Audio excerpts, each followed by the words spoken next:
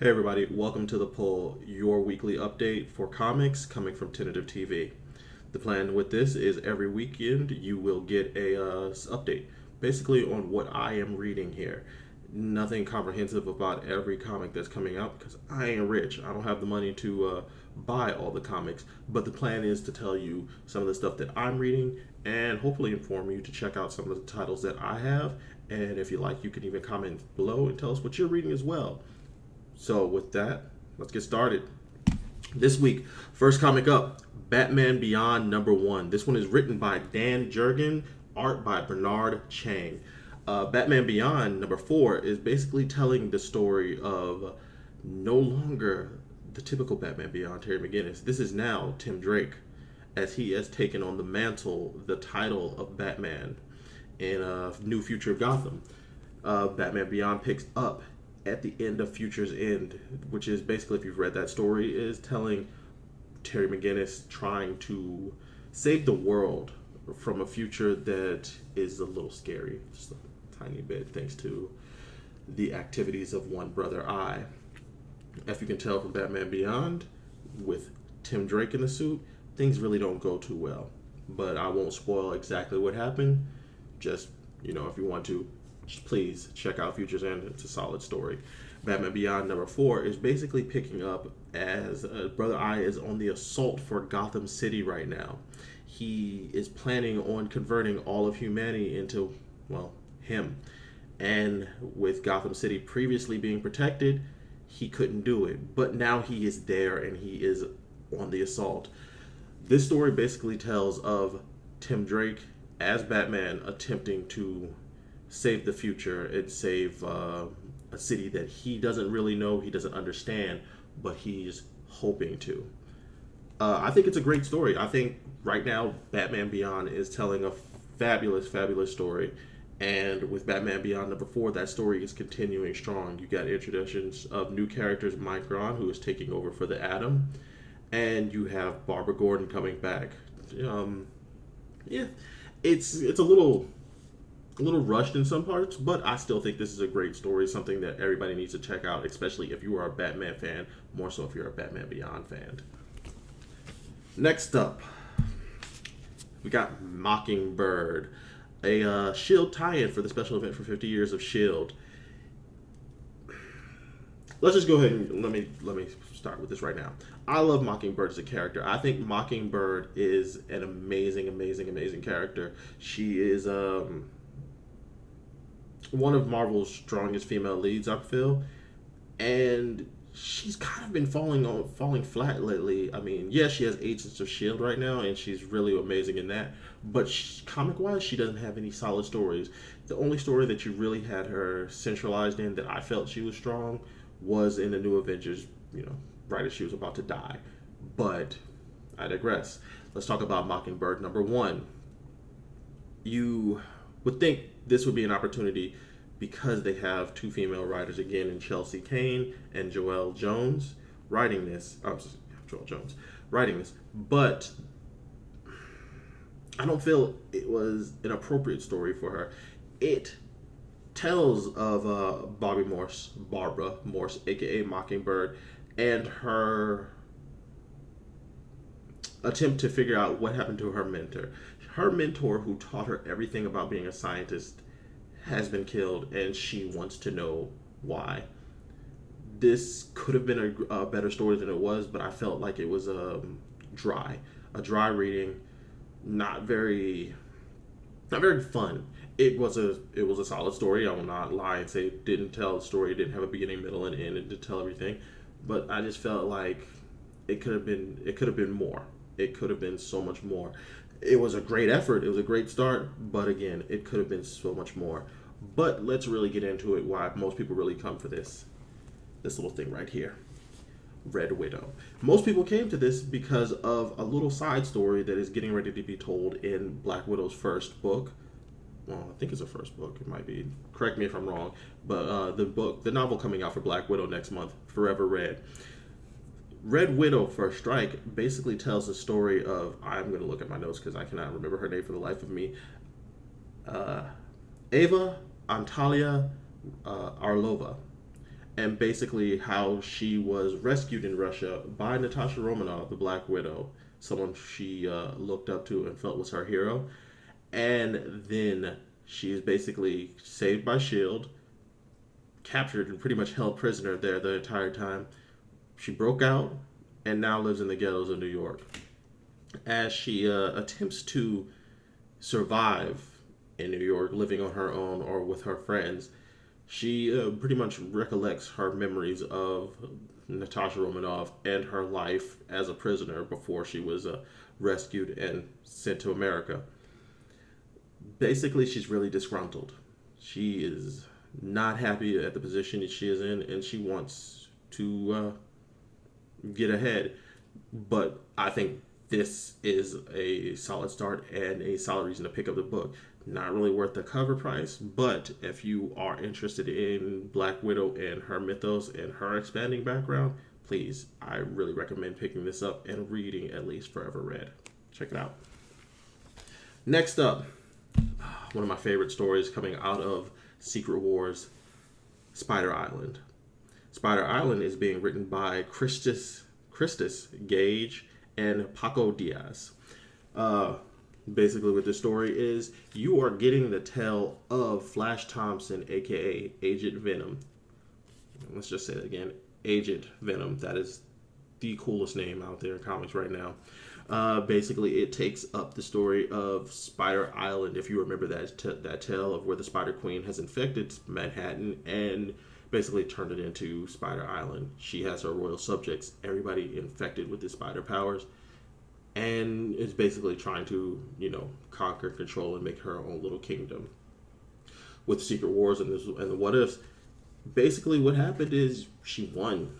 Instead of her, losing, Spider-Man coming out on top, she won. She has actually managed to make Spider Island her own, her kingdom, and she's converted a number of superheroes into her own little cabal. Or, well, not cabal.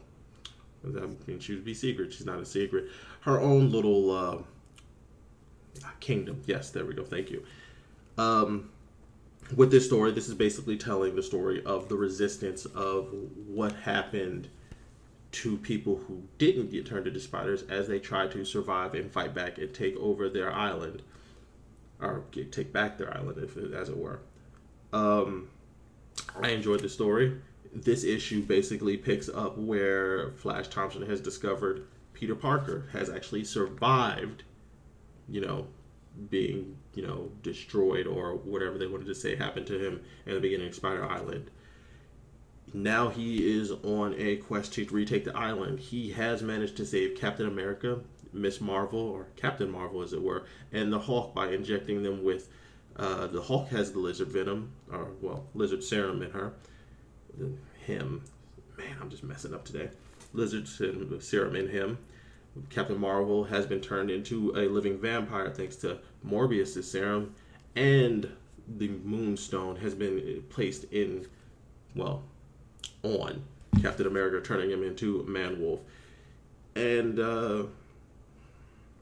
less said about this. I don't want to spoil it for anybody. You really should check it out. I think it was a very, very, very, very, very, very, very, very good story. Very good story. Very good art. Very good writing.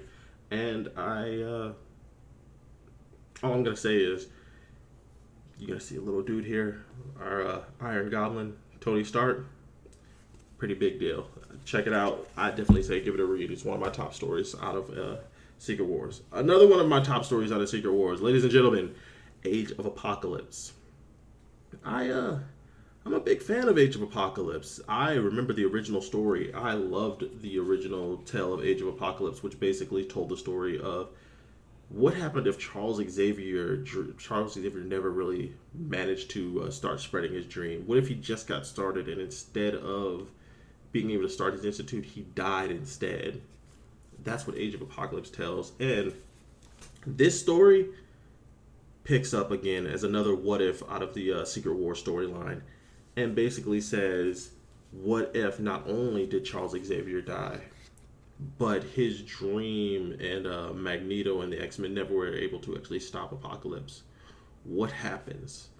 And what happens basically is the X-Men are living as underground rebels, trying to meek out a living, trying to manage, trying to survive, and they are not doing very well.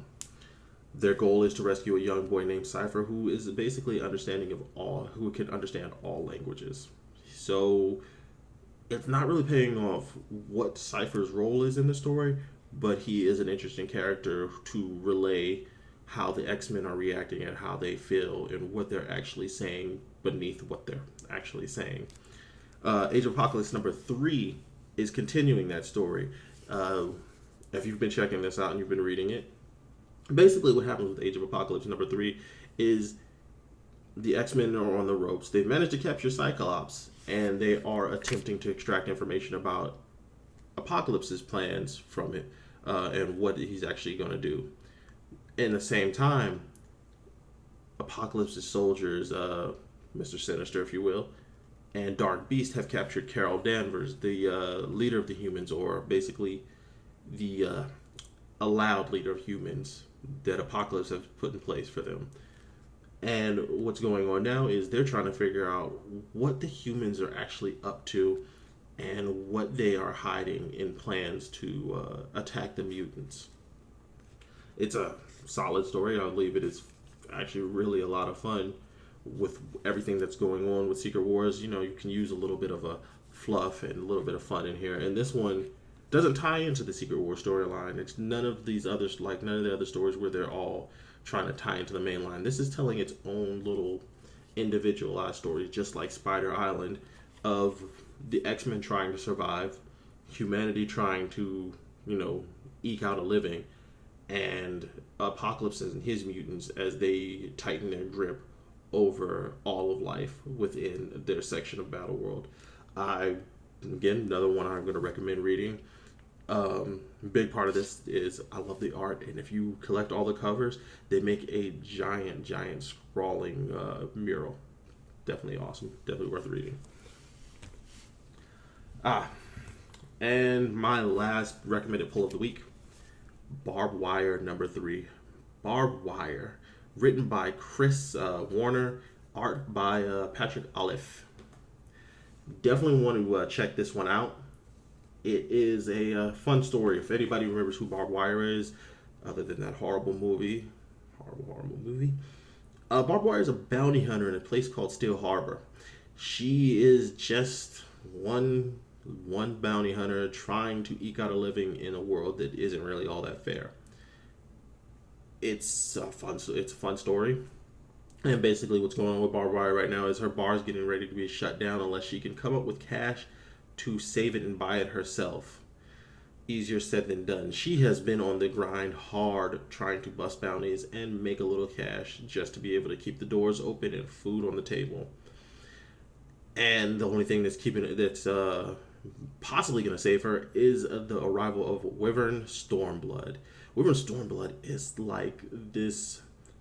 Think Hulk light. He is very strong, kind of unstoppable, wild man who loves to quote and sound like he's smart and sound like he's partying and have a good time, but he's really just a bruiser, just nasty.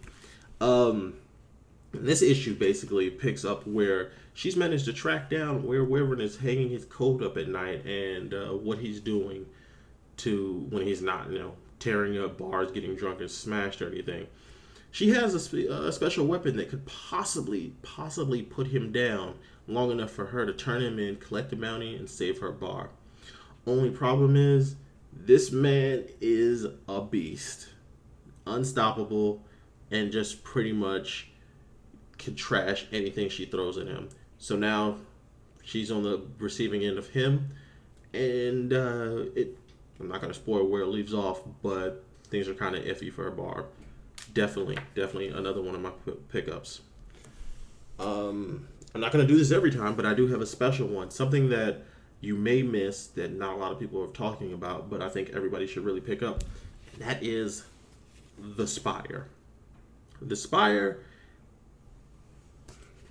is I think a dark horse. The Spire, written by Simon Spurner and art by Jeff Stokely. is the tale of Shah, basically the sheriff of the Spire. She basically is in charge of, keeping the peace, keeping everybody safe, keeping everybody safe, and keeping everybody in line. The problem with that is not everybody likes her because of what she is. She is basically something called a sculpted. They haven't really explained what the sculpted are, but they are not very popular. I wonder why. But she does her job amazingly, and all she's trying to do is keep her head keep her head above water, and just keep everybody safe and happy. The Spire basically tells a story of somebody was murdered. There is a mysterious force going around, killing people, mutilating bodies, and after it, kills one of the kills the Empress's favorite nanny. Shah is ordered to find out who did it, why, and put a stop to it. Easier said than done. I really recommend picking this up. One, it's not a mainline comic. It's kind of pulpy in the fact that you're trying to keep up with the story and understand what's going on, because there's a lot of flashbacks being told at the same time as the story is progressing. I wholeheartedly recommend reading this, especially if you like stories like this where it's basically, hey, we're not going to be telling a superhero story. We're not going to tell you the typical story, but we are going to tell you something fun, especially in the fact that we're going to tell you of a city where they have classes, people aren't happy, and everybody is struggling except for those on top. It's weird. Let's throw that out there. It's weird. I want to show you something weird on the back. See this little bugger right here?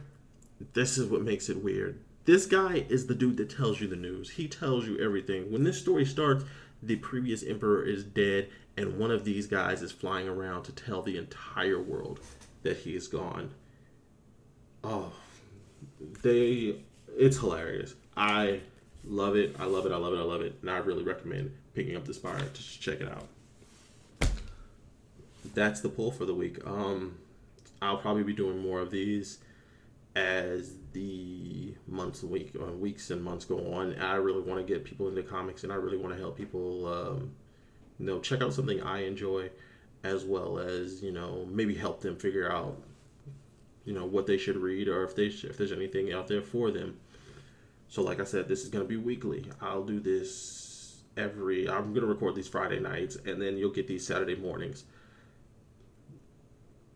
Yeah, that sounds about fair. Sounds fair to you guys, and just bear with me as I'm cleaning this up. This isn't going to be the typical set. I actually have something I'm working on somewhere else for a set so that this will be a little more cleaner, a little more professional, and better. Well done. This was just a little rough shot. I just wanted to get something out there for the people, and let everybody see what's going on.